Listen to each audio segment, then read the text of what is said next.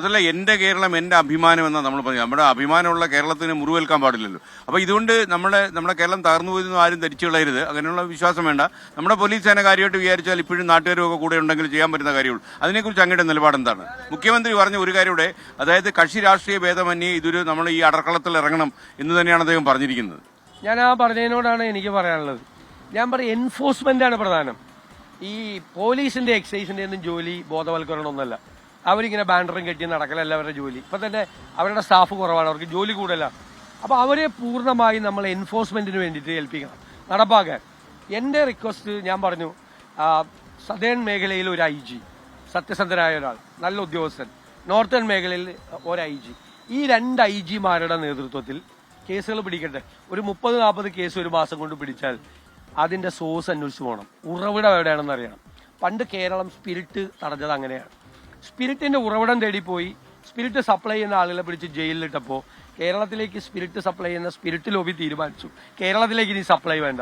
അപ്പൊ ഇതിന്റെ സോഴ്സ് അത് ബാംഗ്ലൂരിലാകട്ടെ, കർണാടകത്തിലാകട്ടെ, മഹാരാഷ്ട്രയിലാകട്ടെ, പോർട്ടുകൾ വഴിയാകട്ടെ. ഇപ്പൊ മുന്ദ്ര പോർട്ടിലൊക്കെയാണ് ഏറ്റവും വലിയ ക്വാണ്ടിറ്റി പിടിച്ചത്. എവിടെയാണെങ്കിലും ഇതിന്റെ സോഴ്സ് പിടിച്ചാൽ കേരള പോലീസിനും കേരളത്തിലെ എക്സൈസിനും അത് പറ്റുമെന്നാണ് എന്റെ വിശ്വാസം.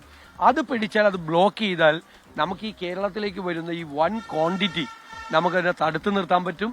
പിന്നെ നമ്മൾ ജാഗ്രത കൂടുതൽ പാലിച്ച് ലോക്കലായിട്ടുള്ള ആളുകൾ, അമ്മമാർ, സ്കൂളുകൾക്ക് ചുറ്റിനും എല്ലാവരും ചേർന്നൊരു സംഭവം ചെയ്താൽ ഇനി ഒരു കുട്ടിയും ഇതിൻ്റെ അകത്ത് നിന്ന് പെടാതിരിക്കാൻ വേണ്ടിയിട്ടുള്ള ശ്രമം നടത്താം. ഹോസ്റ്റലുകളെല്ലാം കംപ്ലീറ്റ് ഫ്രീ ആക്കി. ഒരു ഹോസ്റ്റലിൽ വാർഡൻ പോലും ഇല്ല. നമ്മളൊക്കെ പഠിക്കുമ്പോൾ വാർഡൻ പുറയിൽ കൂടി വരാന്തയിൽ കൂടി നടക്കുമ്പോൾ നമ്മളിങ്ങനെ അല്ലേ പതുങ്ങി കിടക്കും. ഇപ്പൊ ഒരു വാർഡനും ഇല്ല, ആരുമില്ല. ഇപ്പൊ എല്ലാവരും കൂടി ഒരുമിച്ച് ചേർന്നിട്ടുള്ള പരിപാടികളാണ്. അതിന് പൈസ കിട്ടിയില്ലെങ്കിൽ റാഗിംഗ് ആയി. ക്രൂരമാണ്. ഒന്ന് കേരളത്തിലെ വയലൻസ് കൂടിയെന്ന് മാത്രമല്ല നമ്മൾ മനസ്സിലാക്കേണ്ടത്, വയലൻസിന്റെ സ്വഭാവം മാറി. പണ്ടുണ്ടായിരുന്ന വയലൻസ് അല്ല, പെട്ടെന്നൊരു പ്രൊവോക്കേഷനിൽ ഒരാളെ കൊല്ലുന്നതല്ല ഇത്. ഇത് കൊന്നിട്ടും മതിയാവുന്നില്ല. ഒരു പോലീസുകാരനെ നിലത്തിട്ട് ചവിട്ടി നെഞ്ചത്തിട്ട് ചവിട്ടി അയാളുടെ വാരിയെല്ലാം ഒടിഞ്ഞ അയാളുടെ ലൻസ് കയറി, എന്നിട്ടാ മരിക്കുന്നത്. ഇതുപോലുള്ള ക്രൂരതയാണ്. അപ്പൊ അവരല്ല, നേരത്തെ ശ്രീകണ്ഠൻ നായർ സൂചിപ്പിച്ചതുപോലെ അവരല്ല അപ്പൊ ആക്ട് ചെയ്യുന്നത്, അവർ മാറുകയാണ്. ഇപ്പൊ വീട്ടിൽ ചെന്നാൽ അമ്മയും പെങ്ങളെയും കണ്ടാൽ തിരിച്ചറിയുന്നില്ല. സാധാരണഗതിയിൽ നല്ല പയ്യനായിരിക്കും.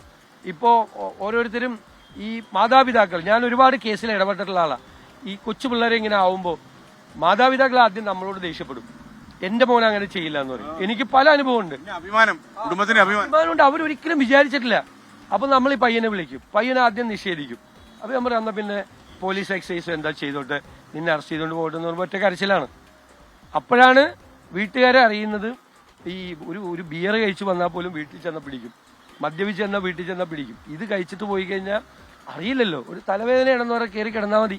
വീട്ടുകാരെ ആരും അറിയില്ല. പിന്നെ ഇവൻ ഭയങ്കര അഡിക്റ്റായി വല്ലാതെയൊക്കെ പെരുമാറുമ്പോൾ, അസ്വാഭാവികമായി പെരുമാറുമ്പോൾ മാത്രമാണ് വീട്ടുകാരെ അറിയുന്നത്. പല വിദ്യാഭ്യാസ സ്ഥാപനങ്ങൾ ഇത് അറിഞ്ഞിട്ടും പുറത്തു പറയുന്നില്ല. കാരണം അവരുടെ റെപ്യൂട്ടേഷനെ ബാധിക്കും. വീട്ടുകാരറിഞ്ഞു കഴിഞ്ഞാൽ പോലീസ് പിടിച്ചുകൊണ്ട് പോവോ മക്കളെ എന്നുള്ള പേടിയിൽ അവർ ശ്രമിക്കുകയാണ് ഇങ്ങനെ മാറ്റാൻ. പക്ഷേ ഒരു പരിധി വിട്ടു കഴിഞ്ഞാൽ തിരിച്ചു കൊണ്ടുവരാൻ പറ്റാത്ത തരത്തിലുള്ള അപകടമാണ്. ഇനി കേരളത്തിലെ മാതാപിതാക്കൾക്ക് ഇപ്പോൾ ഭയങ്കര ഉത്കണ്ഠ വർദ്ധിച്ചിരിക്കുക. കുട്ടികൾ പുറത്തു പോയി കഴിഞ്ഞാൽ എന്നോടൊരു അമ്മ പറഞ്ഞു, എൻ്റെ മോൻ അവൻ കഴിക്കുമെന്നില്ല എനിക്കറിയാം, പക്ഷെ പോയി കഴിഞ്ഞാൽ ഞാൻ അവൻ്റെ ബുക്ക് പരിശോധിക്കുകയാണ്, അവൻ്റെ ബാഗ് പരിശോധിക്കുകയാണ്, അവൻ്റെ അലമാര പരിശോധിക്കുക. എനിക്ക് പേടിയാണ് ഈ വാർത്തയെല്ലാം കണ്ടിട്ട് കേട്ടിട്ട് എൻ്റെ മോനും ഉണ്ടോ എന്നുള്ള ഭയമാണ്. ഈ ഉത്കണ്ഠയും ഭീതിയും അതിനെ നമുക്ക് പോസിറ്റീവാക്കി മാറ്റണം. ഉത്കണ്ഠയും ഭീതിയും ഒരു പരിധിവരെ നല്ലതാണ്, വളരെ കെയർഫുൾ ആകാൻ വേണ്ടിയിട്ട് ഉള്ളത് നല്ലതാണ്. അങ്ങനെ ശ്രദ്ധിച്ച് ഒരു വലിയൊരു മൂവ്മെന്റ് ഉണ്ടായി കേരളത്തെ നമുക്ക് രക്ഷിക്കാൻ കഴിയും. ഞാൻ ശുഭപ്രതീക്ഷ ഉള്ള ഒരാളാണ്.